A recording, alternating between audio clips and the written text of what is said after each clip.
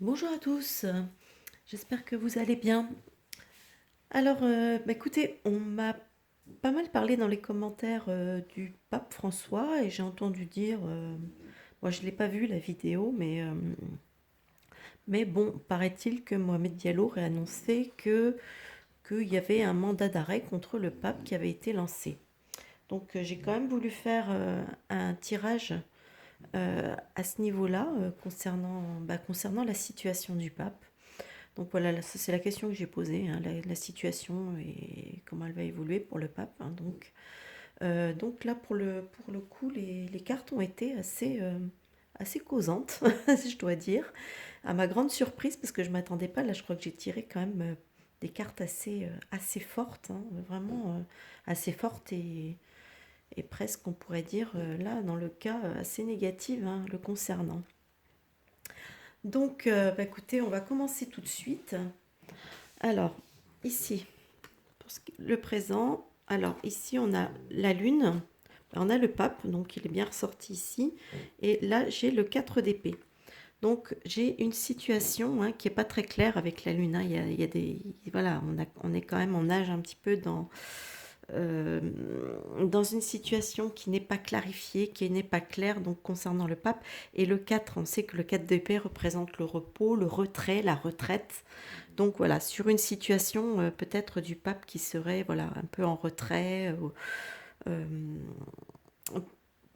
en fait, je sais pas, c'est vrai que je suis pas trop, mais je sais pas s'il est trop visible en ce moment ou quoi ou qu'est-ce. Donc voilà, on nous parle ici d'une situation qui n'est pas claire. Euh, Ici dans le conte, alors j'ai la tempérance, j'ai le chariot et j'ai la reine d'épée. Donc ici, la tempérance peut nous parler elle peut nous parler de santé, mais elle peut aussi nous parler de communication, hein, d'harmonie, de paix, de sérénité, etc. Mais bon, là, on est dans la colonne du contre, donc on va y mettre tous les adjectifs qui sont opposés. Donc il y a vraiment, ou c'est peut-être une communication, hein, qui court, hein, parce qu'avec avec le chariot, hein, il y a quand même une indication quand même de mouvement, ouais, donc on pourrait peut-être nous parler d'une situation, donc d'une communication en ce moment qui est en cours, et la reine d'épée ici qui est en contre aussi, donc nous parle quand même de sévérité, de froideur, voire même de méchanceté, de choses comme ça. Donc est-ce que voilà, donc en contre, là, il y a une communication à ce sujet, bon, bah, qui est quand même peut-être assez virulente, qui circule beaucoup. Voilà. Ici, au-dessus, ce qui domine, alors là, ça c'est intéressant aussi, on a l'ermite, on a la justice et on a le 8 d'épée. Donc l'ermite, ça nous parle de plein de choses, hein.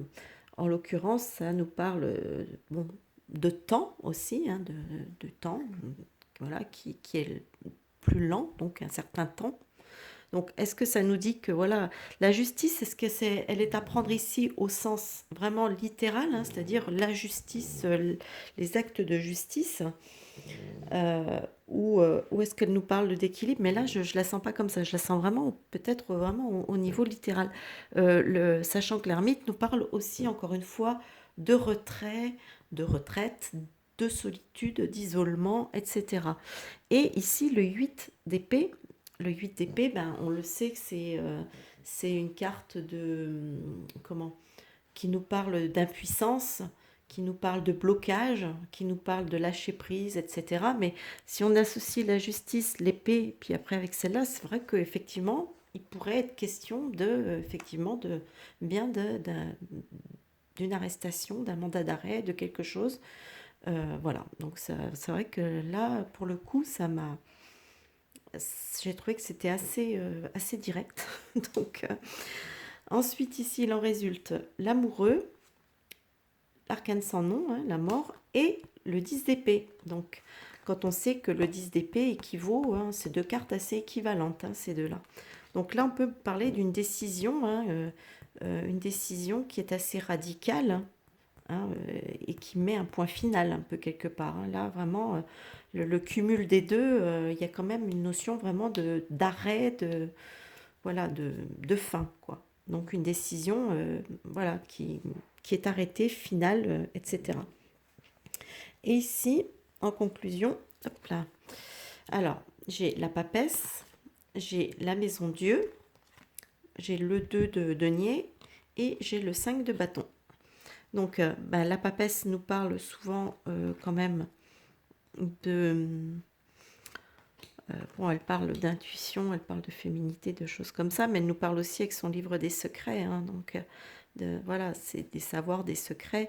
Ici, on a quand même la maison Dieu, donc les deux associés, on a quand même une idée de chaos quand même, hein. Il y a quelque chose de, voilà, et c'est la situation, une situation qui va devenir assez chaotique, hein. D'ailleurs, le 2 de denier, et puis là, on a le 5 le 2 de denier nous parle souvent voilà, de jongler un petit peu, hein, d'essayer de recherche d'équilibre. Donc après le chaos, on essaye d'un petit peu de rechercher un certain équilibre.